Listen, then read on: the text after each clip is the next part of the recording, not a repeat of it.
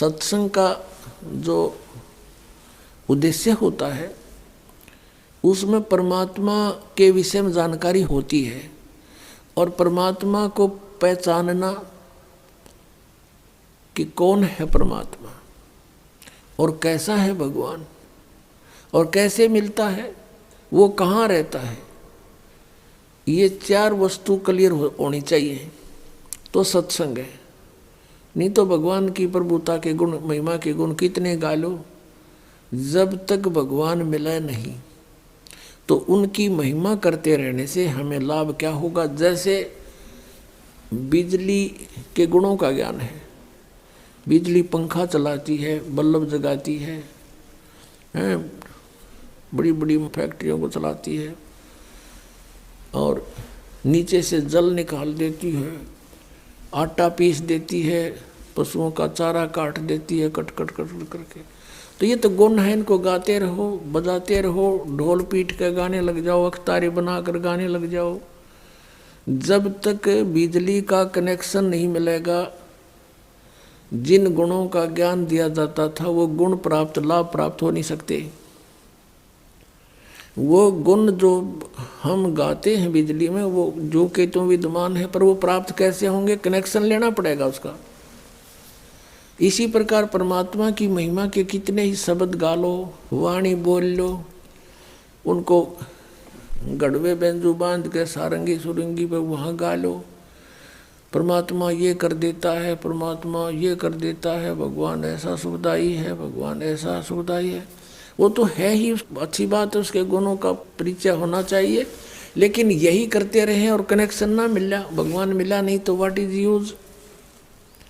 इसका लाभ क्यों गाने और बजाने और सत्संग करने का, यूजलेस। तो सत्संग के अंदर ये कंसेप्ट क्लियर होना चाहिए कि वक्ता के बताना चाहे है और क्या प्रमाण है उसका। अपनी अपनी कह गई इस दुनिया की माँ, बिन साहिब की बंदगी कहीं ठोर ठिकाना ना। अपनी अपनी सब डफली पीट रहे हैं और यहाँ तक सिद्धांत बना दिया कि संत जो कहते हैं वो सारी सच्ची, संत जो कहते हैं वो सच्ची है, लेकिन असंत जो कहते हैं वो सब झूठ होती है। संत और असंत का कहाँ से पता लगेगा। संतों की वाणी सदग्रंथों से मेल खाती है और सदग्रंथों से मेल नहीं खाती है तो वो असंत है। अपने आत्माओं, अब संत और असंत का प्रमाण दिखाते हैं। परमात्मा क्या लीला करता है वो कहाँ से हमें पता चला। अब हमने आदरणीय गरीबदास साहिब जी या आदरणीय नानक साहिब जी या अन्य आदरणीय संतों की जो वाणी है वो तो हमने कभी सुनी नहीं थी, केवल कभी पढ़ते थे, एक आध दोहा, दो चार दोहे हमारी पाठ्यक्रम की पुस्तकों में आती थी, वो औपचारिक से होते थे। और हम अधिकतर विश्वास यही करते थे कि जो गीता जी में ज्ञान है भगवान का, उस जैसा ज्ञान नहीं, और जो वेदों के अंदर लिखा है वही परमात्मा का विधान सही है। लेकिन वेदों को कोई समझ नहीं पा रहा, वो संस्कृत भाषा में। पवित्र हिंदू समाज के अंदर कोई यूं कहने वाला नहीं है व्यक्ति कि वेद गलत है। लेकिन अब काल ने नास्तिक बनाने था, इसलिए एक पंथ खड़ा कराया है राधा स्वामी, और उसी पंथ से निकला है धन धन सतगुरु सच्चा सौदा सिरसा, उसी से निकला है मथुरा के अंदर जय गुरुदेव पंथ, उसी से दिल्ली में श्रावण कृपाल मिशन, उसी से आगरा से चला है, वो शिवदयाल जी से चला था। और वही व्यास के अंदर ये क्या कहते हैं कि हमारे गुरुओं का ज्ञान वेदों और गीता से भी ऊपर का है। हमने वेदों और गीता की आवश्यकता नहीं, इन्होंने ये और बैठाना शुरू कर दिया। अब पहले थोड़ा सा उनके गुरुओं का ज्ञान दिखाते हैं, वो वेदों से कितना उत्तम है। एक पुस्तक है सारवचन राधा स्वामी वार्तिक, और ये लगभग 150 वर्ष पहले की बोली हुई वाणी है। इन्होंने लिख रखा पहले से ही अमृत वचन समझ के, और आज तक ये राधा स्वामी में इतना लाखों करोड़ों की संख्या में अनुयायी वहाँ बैठे हैं बेचारे, उनको इन्हों समझ में नहीं आई यो गुग्गू बोलने के था, यो शिवदयाल जी के वचन सुनाया करता। देखो अब दिखाते हैं आपको। ये है सारवचन राधा स्वामी वार्तिक, एक पुस्तक है। प्रकाशक हैं जगदीश चंद्र सेठी, सेक्रेटरी राधा स्वामी सत्संग ब्यास, डेरा बाबा जयमल सिंह, पंजाब। मुद्रक हैं लक्ष्मी ऑफसेट प्रिंटर, दिल्ली से। इस भूमिका से बहुत सा कंसेप्ट क्लियर हो जाता है। सारवचन राधा स्वामी वार्तिक, ये पुस्तक में जो वचन है हजूर स्वामी जी महाराज के वचनों का संग्रह है। अले स्पष्ट हो गया बात कि सारवचन राधा स्वामी वार्तिक पुस्तक में हजूर स्वामी जी महाराज के वचनों का संग्रह है। शिवदयाल जी फाउंडर ऑफ द राधा स्वामी पंथ के विचार हैं ये वचन सत्संगों अन्य चर्चाओं के दौरान सत्संगियों ने नोट किए थे। स्वामी जी महाराज के परम धाम सिधारने के कुछ वर्ष बाद इनका संग्रह करके पुस्तक के रूप में छपवाया गया। सन 1902 में बाबा जयमल सिंह जी महाराज ने सारवचन राधा स्वामी वार्तिक को पहली बार गुरमुखी लिपि में छपवाया। प्रस्तुत पुस्तक उसी प्रथम गुरमुखी संस्करण के अनुसार है और अब इसका हिंदी संस्करण प्रकाशित किया जा रहा है। 1902 को आज 2012 हो गए, 110 वर्ष हो गए इस अड़ंगे न पढ़ते ने और छाती कलाई बैठे बोली आत्मा एक परम धनी के वचन जान के। अब देखो, अब स्वामी जी महाराज कौन है? स्वामी जी महाराज का शुभ नाम सेठ शिवदयाल सिंह जी था। आपने 25 अगस्त 1818 में आगरा शहर में जन्म लिया। आपके पिताजी का नाम सेठ दिलवाली सिंह जी था तथा माता जी का नाम महामाया जी था। आपके पूर्वज पंजाब के रहने वाले थे तथा घर में गुरु ग्रंथ साहिब का पाठ किया जाता था। आपके माता पिता हाथरस के प्रसिद्ध संत तुलसी साहिब के भक्त थे। स्वामी जी महाराज ने भी तुलसी साहिब की काफ़ी संगति की थी। शिवदयाल जी ने भी उस हाथरस वाले प्रसिद्ध संत तुलसी साहिब की बहुत सी बातें ज्ञान सुना था। स्वामी जी महाराज ने तुलसी साहिब की काफ़ी संगत की थी। बचपन से ही स्वामी जी महाराज का रुझान अध्यात्म की ओर था। आपने एक कमरे में बैठकर 17 वर्ष सुरत शब्द योग का अभ्यास किया। ये 8 योग डले डोए, इसका रिजल्ट क्या है? और सन 1861 में बसंत पंचमी के दिन खुले तौर पर आम सत्संग और सुरत शब्द योग का उपदेश शुरू किया। 18 साल तक एक कोठड़ी में बैठकर डड़े डोके साधना करके और के सत्संग शुरू किया, वो दिखाते हैं आपको। ये वचन बोले फिर उन 18 साल की साधना के बाद। ये है सारवचन वार्तिक। ये वचन दफा 1। अब दफा 1 में हम यहाँ पर डांगे। ये शिवदयाल जी के अमृत वचन आपको सुना रहे हैं, राधा स्वामी पंथ के प्रवर्तक के। सिर्फ काम इतना है कि इंसान यानी मनुष्य अपनी सूरत यानी रूह को उसके खजाने और निकास यानी मुकाम सतनाम और राधा स्वामी में पहुँचावे आगे लिखा है। अब मुकाम स्थान, मुकाम माने स्थान, यहाँ सतनाम को मुकाम कहा है, राधा स्वामी को भी मुकाम यानी स्थान कहा है। पहुँचावे 14 पृष्ठ पे। अब नीचे देखो, तीसरा वचन शिवदयाल जी का। जितने आचार्य और महात्मा और अवतार और पैगंबर हर एक मजहब में हुए, वे सब अपने अभ्यास के जोर से अंतर में तरफ मुकाम स्थान असली के चले और सिर्फ संत मंजिल 5वीं मंजिल माने 5वीं मंजिल यानी सतनाम पर। अब मंजिल का अर्थ क्या हो गया? ये देखो इन्हीं के शब्दों में, मंजिल माने स्थान। अब यहाँ संत सिर्फ मंजिल 5वीं मंजिल यानी 5वें स्थान सतनाम पर, और कोई बिरले संत मंजिल 8वीं यानी राधा स्वामी पद तक पहुँचे। यहाँ दोनों सतनाम और राधा स्वामी स्थान सिद्ध हो गए, स्थान मंजिल। अब यहाँ 15 पर देखना, वचन नंबर 4 में तक कमाल कर दिया, रिकॉर्ड तोड़ दिया। सारवचन वार्तिक भाग 1 है ये।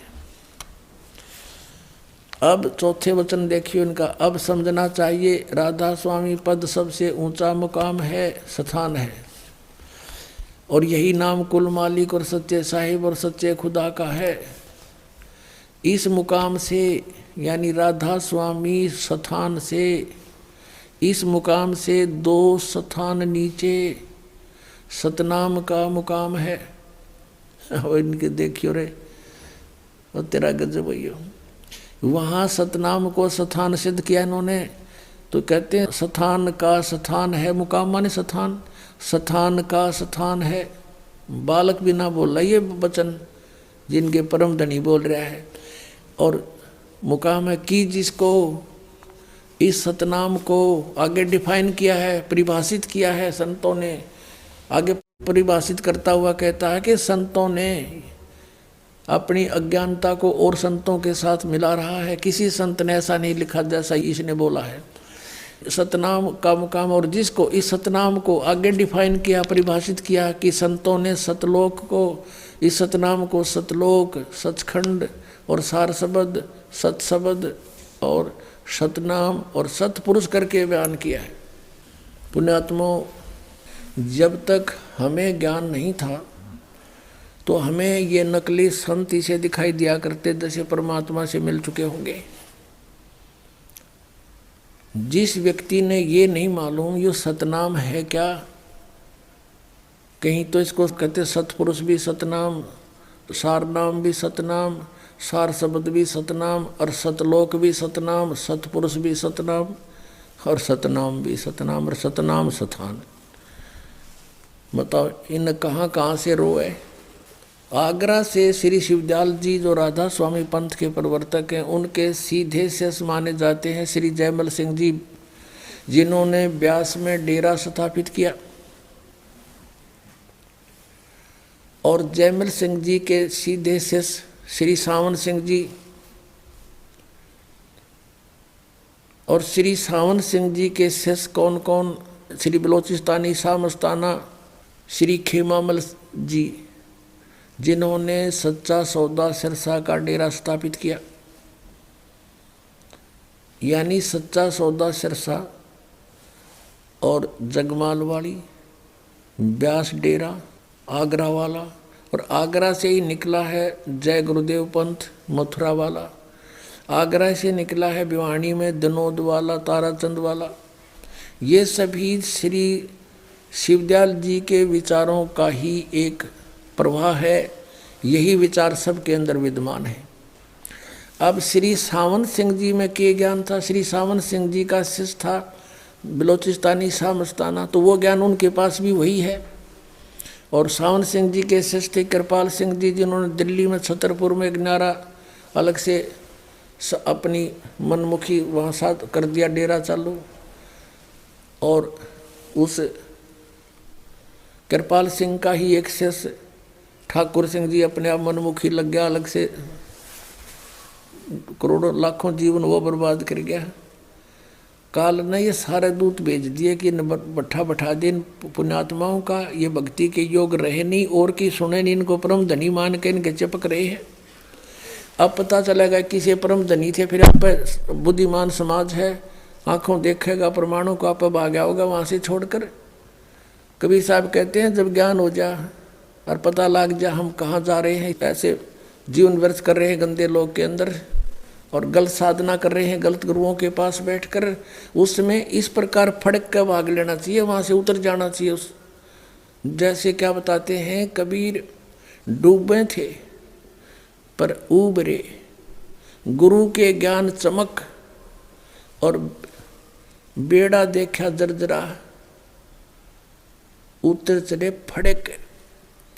जैसे कहते हैं हम उस गलत गुरुओं के ऊपर आश्रित होकर के ऐसे थे जैसे लोक वेद से ज्ञान सुनकर जो साधना कर रहे थे वो तो डूबने वाली थी। जैसे नौका जा रही हो दरिया से पार करने के लिए, और उसमें पानी भरने लगा हो, देखा हो या टूटी फूटी है, और साथ में दूसरी नौका अच्छी आकर खड़ी हो जाए और वो कहे कि देखो तुम डूबोगे, ये तो टूटी हुई नौका है, इसमें आ जाओ फटाफट। तो क्या बताते हैं कबीर साहब, इस तरह आपने क्रिया करनी है। फिर जब पता लग जाए कि मार्ग ठीक नहीं, दूसरे मार्ग को इस प्रकार तुरंत चेंज करे।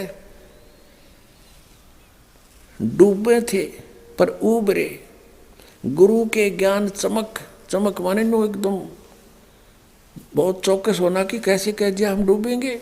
जैसे दास बता रहा है कि ये ज्ञान गलत है, ये साधनाएं गलत है, राधा स्वामी पंथ के ये 500 नाम काल के हैं, तो इनको कुछ तो फड़क होनी चाहिए, ये क्यों कहा। तो क्या बताते हैं, डूबे थे पर उबरे, गुरु के ज्ञान चमक, और बेड़ा देखा जरजरा। पहले बेड़ा होता था, नौका नहीं होती थी, एक बेड़ा बनाते थे लकड़ के, पतले पतले हल्के लकड़ों का फूस फास उस पर रख के ऊपर का, और उस पर बैठकर दरिया पार करते थे, उसको बेड़ा कहा करते थे। तो कहते हैं वो बेड़े जिस पर हम बैठे थे वो टूटा फूटा था, डूबने वाला था, और साथ में देखा दूसरा बढ़िया बेड़ा आ गया, उसने कहा कि तुम डूबोगे। तो कहते हैं बेड़ा देखा जरजरा, यानी कंडम डुबोण वाला, तो उतर चले फड़क। फड़क माने नो छम दे ही 1 सेकंड में दूसरे पर छलांग लगा जाना। तो इस तरह आपने अब अपनी जान बचानी है, इन झूठे गुरुओं से वापस आना है। अब जिनको सतनाम का पता नहीं और वो परम धनी, उनको परम धनी के सतनाम 2 अक्षर का है, एक ओम और दूसरा तत् सांकेतिक, ये दास बताओगा, वो है सतनाम। उस 2 अक्षर के नाम से पार होगा। और इन्होंने स्वयं लिखा है, श्री सावण सिंह जी ने संत मत भाग प्रकाश 4 में 261 पृष्ठ पे के गुरु ग्रंथ साहिब गुरु नानक देव जी की वाणी का हवाला लिया है कि सोई गुरु पूरा कहावे, जो 2 अक्षर का भेद बतावे। जे तू पढ़ा पंडित बिन 2 अक्षर 2 ही नावा, प्रणवत नानक जे कर सत समावा। अब सुनाएंगे आपको। अब पहले ये दिखाते हैं, सतनाम क्लियर करते हैं, ये कहाँ तक बेड़ा गर्क हो रहा है सतनाम के ऊपर इनका। देखिएगा, संत मत प्रकाश भाग 3 श्री सावण सिंह जी के प्रवचनों का संग्रह है। ये है श्री सावण सिंह जी का स्वरूप। श्री हजूर महाराज सावण सिंह जी के सत्संगों का संग्रह। अब देखना, ये सारे एक कुएं की बांग पी रहे थे। प्रकाशक हैं जगदीश चंद्र सेठी, सेक्रेटरी राधा स्वामी सत्संग ब्यास, डेरा बाबा जयमल सिंह पंजाब। और ये गोपसेंस पेपर लिमिटेड यहाँ से छपा है, मुद्रक यहाँ के। इसके 102 पृष्ठ पर आपको दिखाते हैं, 102 पृष्ठ पे ये संत मत प्रकाश भाग 3, यहाँ देखना। अब क्या कहते हैं सावन सिंह जी, सतपुरुष सतनाम कहाई, सतलोग निज पाया आई। सतपुरुष सतनाम कहाई, यह वाणी है श्री शिवदयाल जी की। खोलने चले हैं श्री सावण सिंह जी के सतपुरुष सतनाम कहा जाता है। यह वाणी है शिवदयाल जी की बनाई हुई। और सतलोक निज पाया आई, सतपुरुष को सतनाम कहते हैं। और खोला कैसे है इसने कि सचखंड या सतनाम 4था लोक है। अब यहाँ सतनाम को ये सतलोक कह रहे हैं, 4था सतनाम यो 4था लोक है। अब देखो 106 पृष्ठ पे, ये 106 पृष्ठ पे यहाँ कोई सत्संगी ने जिक्र किया, हजूर जहाँ राम नाम का जस महिमा होता हो। तो सावण सिंह जी ने कहा, कौन से राम का जिक्र कर रहा तू, कौन से राम का जस। वही सत्संगी, क्या राम बहुत सारे हैं। महाराज जी सावण सिंह जी कहते हैं राम 4 हैं। आपका इशारा कौन से राम की तरफ है। अब 107 पृष्ठ पर वही सत्संगी, हजूर चारों राम खोल कर बताइए। महाराज जी फिर सावण सिंह जी लगे बतावन, एक राम दशरथ घर डोले, एक राम घट घट में बोले, एक राम का सकल पसारा, एक राम त्रिभुवन से न्यारा। ये वाणी तो कबीर साहब की, और खोलने चले हैं कौन? सावन सिंह जी। पहला राम राजा दशरथ के बेटे जो त्रेता युग में हुए अवतार थे, आए और अपनी ड्यूटी अदा करके चले गए, लेकिन अब हमें नहीं मिल सकते, हमारा काम नहीं कर सकते। दूसरा राम मन है जो घट घट में व्यापक है। तीसरा राम ब्रह्म है जो सारी त्रिलोकी को पैदा करता है, पालता और नाश करता है। और चौथा राम सतनाम है, ये असली राम है। वाह रे देवताओं, इनका सतनाम ना समझ मारा है। वहाँ तक कहते हैं सतनाम सचखंड चौथा लोक है, और यहाँ सतनाम असली राम है। पुण्यात्माओं, ये 5 नाम काल के जाप करते थे, 5 नाम काल के। अभी आपने श्री शिवदयाल जी की जीवनी में देखा कि इनके घर पे, यानी राधा स्वामी पंथ के प्रवर्तक के घर पे तुलसीदास हाथरस वाले आया करते। उनके माता पिता श्री शिवदयाल जी के उनके शिष्य थे, और शिवदयाल जी ने भी उनकी काफ़ी दिन तक संगत की थी। तो उसने इनसे हटकर ये 500 नाम लेकर और अपना न्यारा पंथ चालू कर दिया शिवदयाल जी ने। अब तुलसीदास जी कहते हैं 500 नाम काल के जानो। ये देखिए, ये घट रामायण तुलसी साहब हाथरस वाले की, ये भाग 1 है। ये भाग 1 सतगुरु तुलसी साहब हाथरस वाले की रची हुई यह ग्रंथ 2 प्रमाणिक लिपियों का मिलान करके बड़ी शुद्धता से 2 भागों में पूरा छापा गया, जीवन चरित्र सहित। अब इसके 27 पृष्ठ पर आपको दिखाते हैं। ये पीछे से कोई जिक्र चलता आ रहा है, उसके ऊपर आगे डिफाइन किया गया है भेद पिंड और ब्रह्मांड का। या कहा कि अंतर गुफा तहाँ चल जाऊं जहाँ साहेब के दर्शन पाऊं। 500 नाम जीव जब भाख्या, 6वां नाम गुपत कर राख्या। 500 नाम काल के जानो, 500 नाम काल के जानो, तब दानी मन शंका आनो। अब इन 5 नामों से एक 6ठा नाम और है, वो गुप्त है। परमात्मा कबीर साहब बताएंगे इसके विषय में। निर्गुण निराकार निर्वाणी धर्म राय ये 5 बखानी। जीव नाम निज कहे विचारी, जान बूझ दानी झकमारी। जीव वचन दानी सुनो विधि बात हमारी, हम चले जाऊं पुरुष दरबारी। सुरत नृत्य ले लोक सिधाऊं, आदि नाम ले काल गिराऊं। इन 5 नामों से अलग है ये आदि नाम। और सत नाम ले जीव उबारी, अस चल जाऊं पुरुष दरबारी। पुरुष माने सतपुरुष के दरबार में ऐसे जाऊंगा, सतनाम ले जीव उभारी। ये सतनाम 2 अक्षर का है, और आदि नाम इससे अलग है, ये सार नाम है। इस सतनाम के 2 अक्षर का और ये 1 अक्षर का, ये तीनों मिलकर 3 होते ओम तत्, तो ये सतनाम है। और सत्य आदि नाम यानी सार नाम।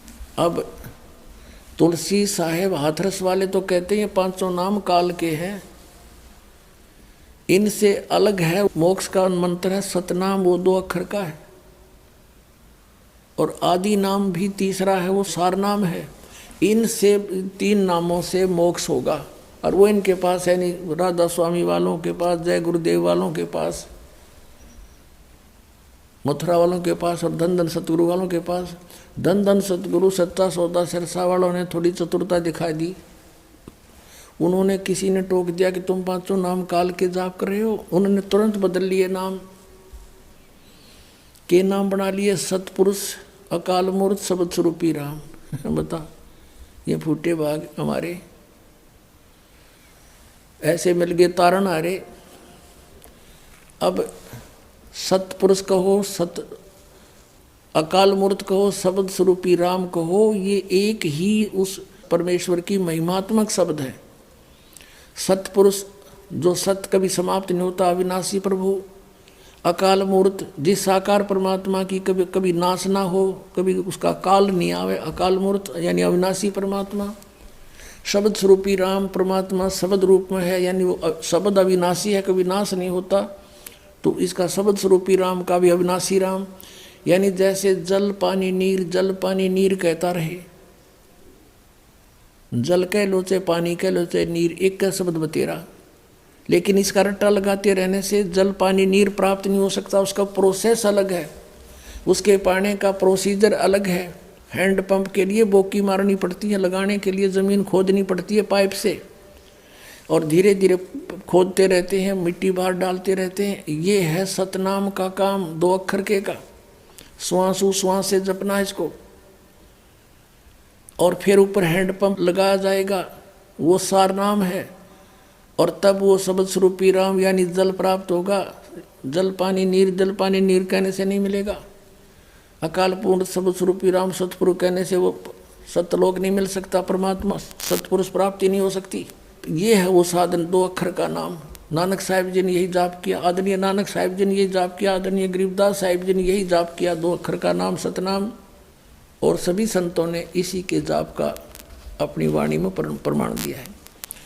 अब देखो सचखंड की एक सड़क दिखाता हूँ आपको, ये सिद्ध करने के लिए कि एक कुएं का पानी है इन सब के पास। ये सचखंड की सड़क, पहला भाग, दासन दास हजूर महाराज सतनाम सिंह जी, डेरा सच्चा सौदा, सिरसा हरियाणा।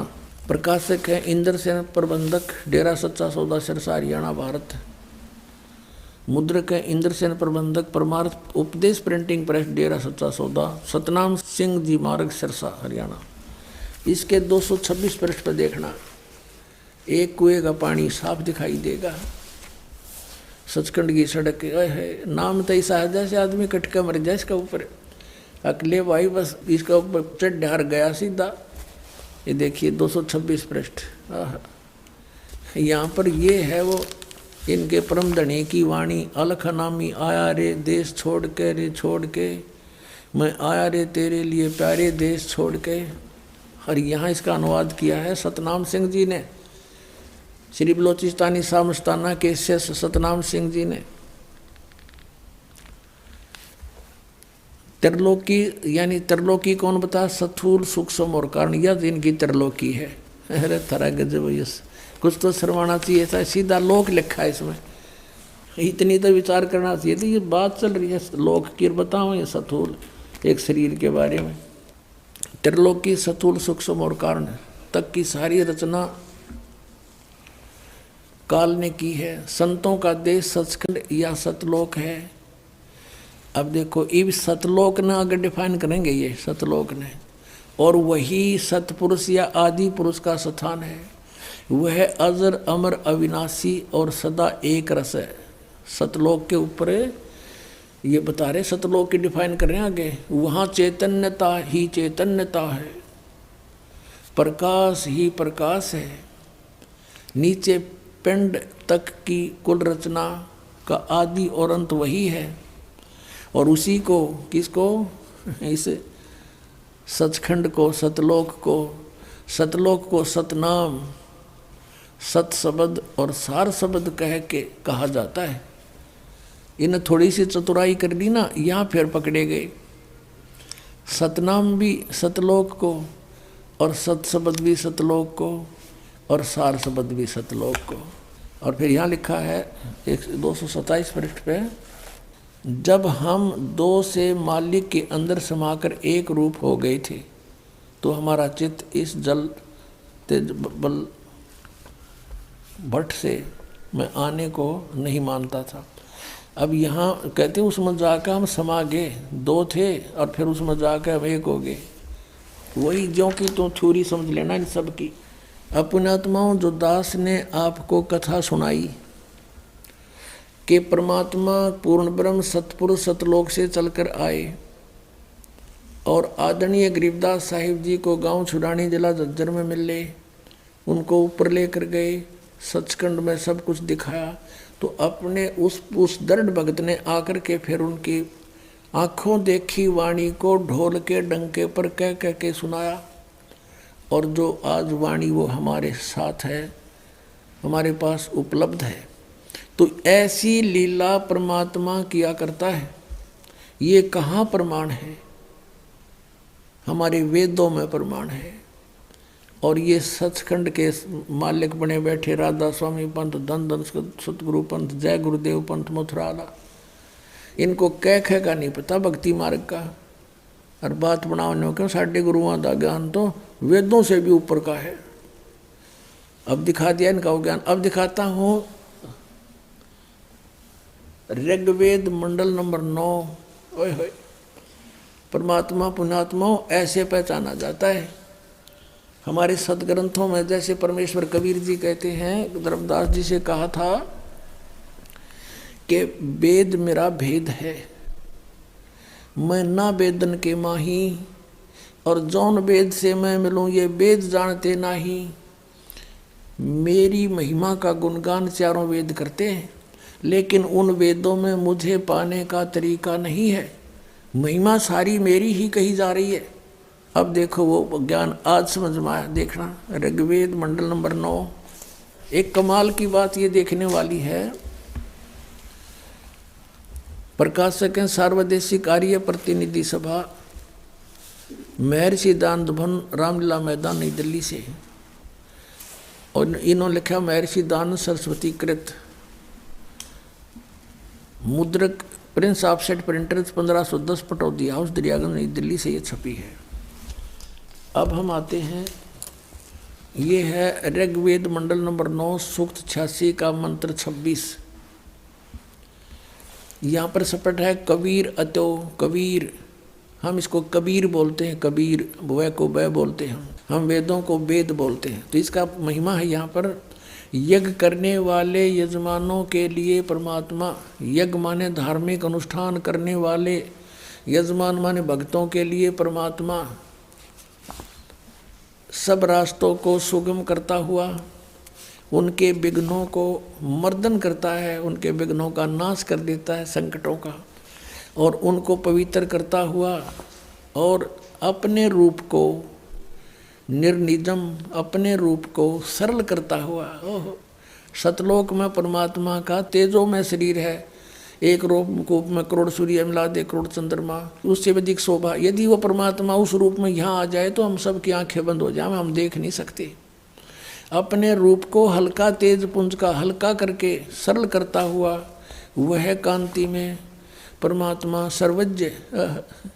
इन्होंने कबीर का अर्थ सर्वज्ञ कर दिया, इसको यहाँ से यहाँ ऐसे लिखा और इसका अर्थ कर दिया सर्वज्ञ। अपने आत्माओं, इन्होंने जैसे ये यजुर्वेद है, अब हम फिर थोड़ा सा इस कंसेप्ट क्लियर करेंगे। जैसे हम कबीर को कबीर देव बोलते हैं, कबीर, हम फिर कबीर साहब कहने लगे, तो इन्होंने यजुर्वेद है, ये महर्षि दानंद का अनुवादित है। प्रकाशक है सार्वदेशिक आर्य प्रतिनिधि सभा, 2/5 महर्षि दानंद भवन, रामलीला मैदान, नई दिल्ली से। और इसका अनुवादक है महर्षि दानंद सरस्वती, और ये यहाँ से छपी है। मुद्रक है Prince offset printers 1510 Pataudi house Daryaganj, नई दिल्ली से। इसके 36 नंबर अध्याय में यजुर्वेद का वर्णन है, यजुर्वेद का, ये देखिएगा। ये है 63 अध्याय, 36वां अध्याय, और ये मंत्र नंबर 1 में क्या लिखा है, रेचम वाचम परपधे मनो यजु। अब यहाँ यजु शब्द है, और इसका अनुवाद महर्षि दानंद ने अपने कर कमलों से किया है। देखना, यहाँ यजु का अर्थ यजुर्वेद कर दिया, ये बिल्कुल सही किया, ऐसा ही करना चाहिए। यदि इस यजु का यहाँ कोई अर्थ कर देता, और ये महिमा थी यजुर्वेद की, तो उस यजुर्वेद से तो हम फिर वंचित रह जाते, किसके बारे में कहा गया। तो ये यहाँ यजुर्वेद सही लिख दिया। तो जैसे जहाँ पर कवि है, इस तरह कबीर ही लिख रखा उन्होंने, तो वहाँ लिखना पड़ेगा कबीर देव। बस इतनी सी बात है। अपने आत्माओं, मज़े की बात एक और है कि ये सभी परमात्मा को निराकार बताया करते थे, जिसमें ये महर्षि दानंद तो और ज़्यादा ढोल पीटा करता, भगवान निराकार निराकार है, और उसके अनुयायी भी सारे उसी का अनुसरण किया करते थे। और उन्हीं के कर कमलों से वेदों में लिखा हो तो साकार है, अभी दिखाते आपको। वो सतलोक में रहता, ऊपर तेजों में लोक में। देखना, अब हमने यजुर्वेद रख दिया, हम फिर ऋग्वेद पर आ गए। ये वही ऋग्वेद है जो अभी आपको दिखाया था पहले, यजुर्वेद से पहले दिखाया था। ये है।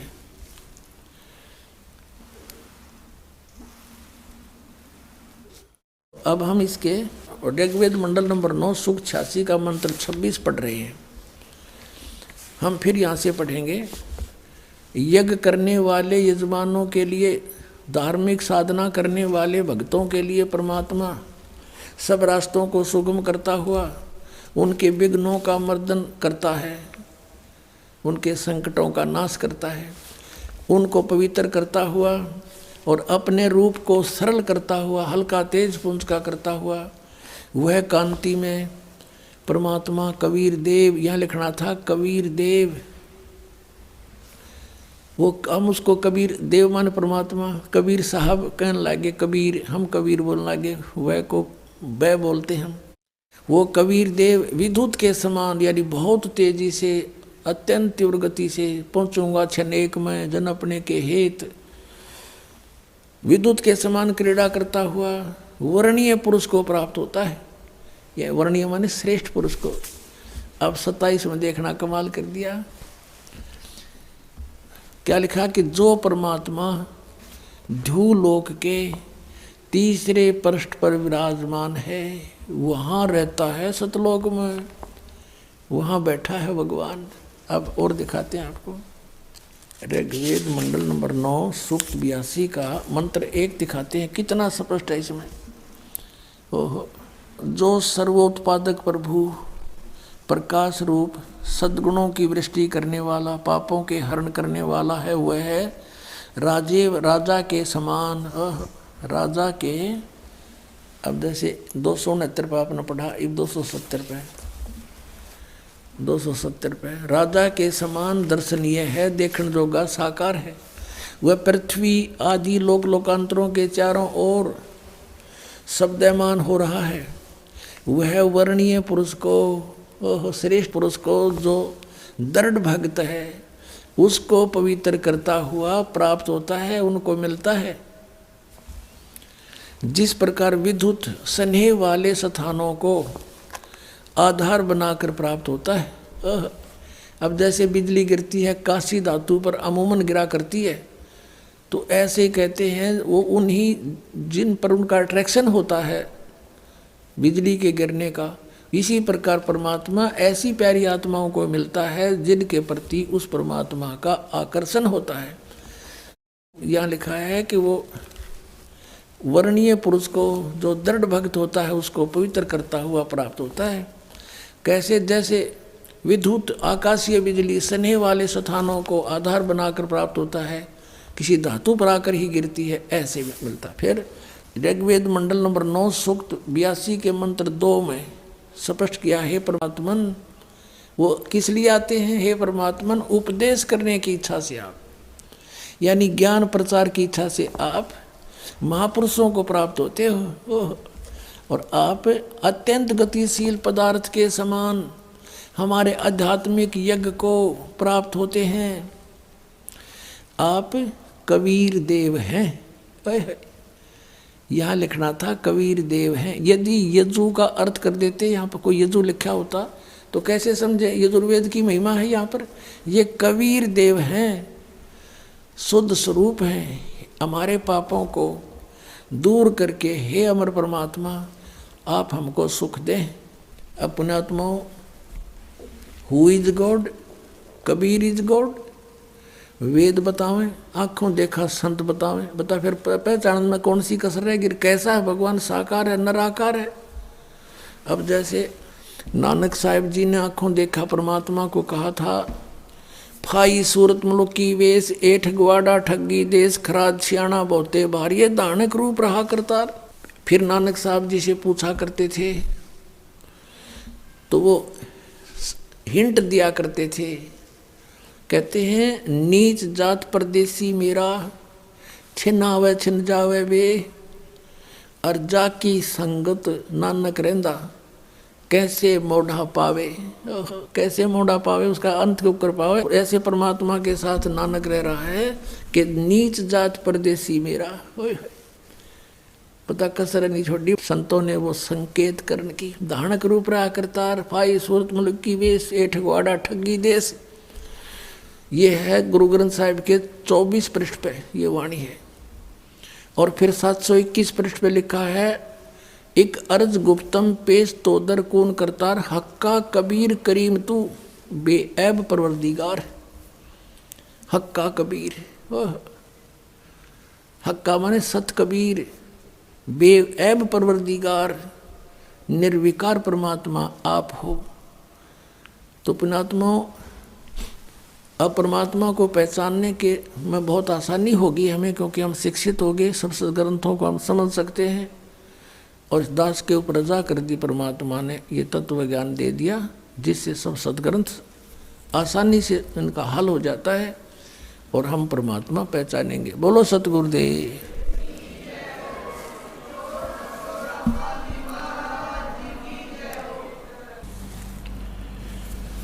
परम पिता परमात्मा पूर्ण ब्रह्म सर्व सृष्टि रचनहार कबीर देव, कबीर साहेब, कबीर परमेश्वर जी, ये हमारे अपने जनक हैं। ये वो परमात्मा है जिसके विषय में महिमा सुनाई जाती थी, तुमेव माता च पिता तुमेव, तुमेव बंधु च सखा तुमेव, तुमेव विद्या च द्रवणम तुमेव, तुमेव सर्व मम देव देव। ये उपमा हम पहले अन्य भगवानों पर लगाया करते थे, जैसे श्री विष्णु जी, श्री रामचंद्र जी उन्हीं के अवतार, श्री कृष्ण जी उन्हीं के अवतार, और श्री शिव जी पर। इसमें एक अंतिम पंक्ति में तुमेव सर्व मम देव देव, इसमें स्पष्ट किया है कि हे सब देवों के देव, सब प्रभुओं के प्रभु, सब स्वामियों के स्वामी आप ही हैं। तो ये उपमा केवल उसी के लिए है जो सब देवों का देव है, कुल का मालिक है, जो सर्वशक्तिमान समर्थ है। वो केवल कबीर साहब है, सत्य पुरुष है, परम अक्षर ब्रह्म है, असंख्य ब्रह्मांड का स्वामी। वही सर्व उत्पादक प्रभु है, सबकी उत्पत्ति करता वही है।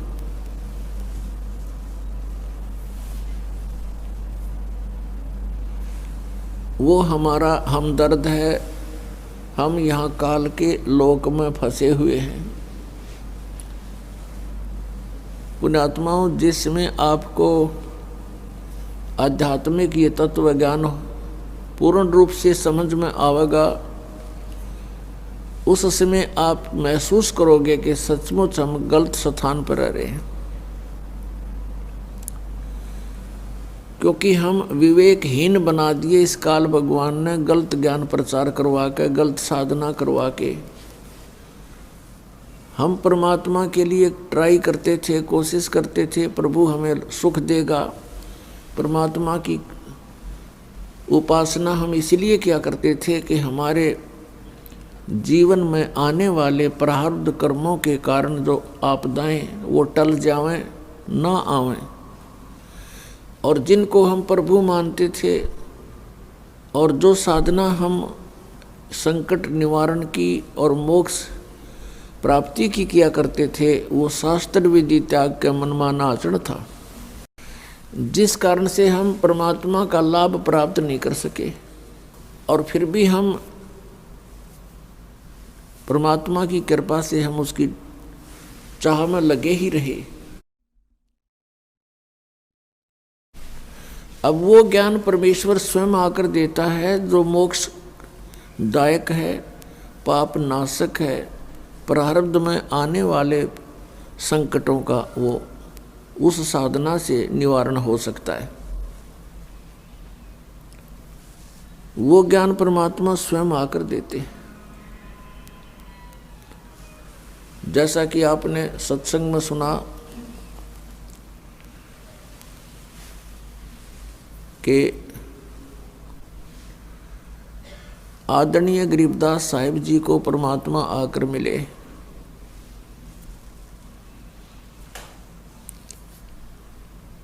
और ये विधान है परमात्मा का, वो ऐसी लीला किया करता है।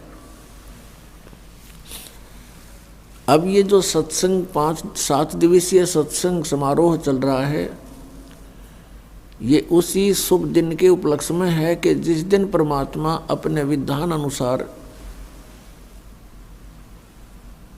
आदरणीय गरीबदास साहिब जी को आकर मिले, प्राप्त हुए गांव छुडानी, जिला दद्दर, हरियाणा में। और उस प्यारी आत्मा को सतलोक लेकर गए अपने निज स्थान पर, सर्व ब्रह्मांडों से परिचित कराया, सब भगवानों की सतीथि से रूबरू कराया, और फिर उस आत्मा को वापस शरीर में छोड़ दिया। उधर से कुल के लोगों ने आदरणीय गरीबदास साहिब जी के शरीर का अंतिम संस्कार करने का सारा जुगाड़ कर लिया था। चिता पर रख दिए थे, अग्नि लगाने ही वाले थे, तभी परमात्मा ने आत्मा वापस भेज दी। और आदरणीय गरीबदास साहिब 10 वर्षीय बालक जीवित हो गए। उसके बाद परमात्मा से प्राप्त उस अनमोल ज्ञान को बोलना शुरू किया। एक गोपाल दास नाम के दादूपंथी संत थे, उन्होंने उस वाणी को लिपिबद्ध किया जो आज हमारे पास उपलब्ध है। पुण्यात्मा गरीबदास साहिब जी ने कहा है, हम देखा सो साच है और सकल प्रपंच। हमने जो देखा है भगवान को और सब सतिथि से परिचित हुए हैं, ब्रह्मांडों को देखा है, वो सत्य है। बाकी आप जो सुनते रहे हो वो सब अज्ञान था। पुण्यात्मा, ये जो 7 दिवसीय सत्संग समारोह चल रहा है, ये उस शुभ दिन के उपलक्ष्य में है कि उस दिन फाल्गुन सुदी द्वादशी, फागण उतरते की द्वास अपनी देसी भाषा में, और सन 1727 का वो शुभ दिन परमात्मा आए। हमारे लिए ये अमृत ज्ञान, ये तत्व ज्ञान आदरणीय गरीबदास साहिब जी के अंतःकरण में फीड करके उसको वापस छोड़ दिया। और वो ज्ञान आज हमें उपलब्ध है, जिसके आधार से हम सब सदग्रंथों को आसानी से पहचान रहे हैं, परमात्मा को पहचान रहे हैं। अब वो अमृतवाणी है, जैसे गीता जी अध्याय नंबर 4 के श्लोक नंबर 32 में कहा कि अर्जुन, आध्यात्मिक अनुष्ठानों की, धार्मिक अनुष्ठानों की अर्थात यज्ञों की जानकारी विस्तार के साथ ब्रह्मण मुखे यानी सच्चिदानंद घन ब्रह्म की वाणी में विस्तार के साथ कहे गए हैं। और उस ज्ञान वह तत्व ज्ञान है, और उसको जानने के बाद फिर कर्म बंधन से तू सर्वथा मुक्त हो जाएगा। चौथे अध्याय के 34वें श्लोक में गीता जी में कहा कि अर्जुन, उस तत्व ज्ञान को तू तत्वदर्शी संतों के पास जाकर समझ। उनको दंडवत प्रणाम करने से, कपट छोड़कर प्रसन्न करने से वो तत्वदर्शी संत तुझे उस तत्व ज्ञान का उपदेश करेंगे। अब क्या बताते हैं गरीबदास साहिब जी ने परमात्मा से प्राप्त ज्ञान को किस प्रकार बोला है। न्योल नाद सुबान गति, लड़े भुअंग हमेश, जड़ी जान जगदीश है, विष नहीं व्याप शेष। गरीब हंस गवन करते नहीं, मान सरोवर छाड़े, कौवा उड़ उड़ जात है, ये खाते मांसाहार। अंश दशा तो साध है, सरोवर है सत्संग। मुक्ता हलबाणी चुगे, चढ़त नवेला रंग। दरस परस नहीं अंतरा, रोमी वस्त्र बीच। पारस लोहा एक डग, ये पलटे नहीं अबीच। चार मुक्ति बैकुंठ बट, सप्तपुरी सैलान। आगे धाम कबीर का, हंस न पावे जान।